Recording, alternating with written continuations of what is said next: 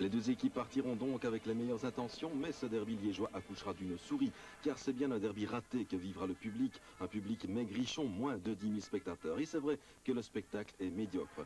Privé de Milosevic, son meneur de jeu, Liège tente pourtant de surprendre le Standard, ici par Makils.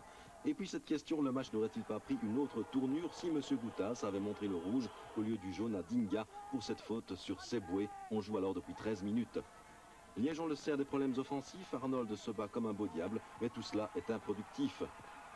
Le Standard secoue alors une première fois la défense des Sangs et Marines. Cruz exploite de la tête un coup franc de Lachaf. Le comte peut dire merci à son poteau. Il paraît que les Liégeois s'étaient pourtant préparés aux montées du Brésilien. Message mal perçu, Cruz cisaille la défense et De Sarr commet l'irréparable. Le ralenti montre que la faute est commise sur la ligne. Guy Goutas a dû trancher. André Cruz, lui, ne se pose pas de questions. 0-1 juste avant le repos.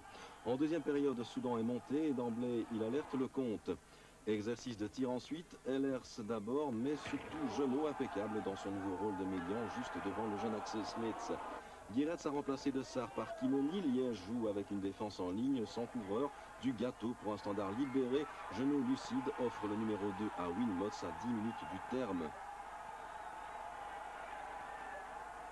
Et sans un certain manque de jugeote des attaquants rouges et blancs, Gossens par exemple, la note aurait été à l'évidence plus salée encore.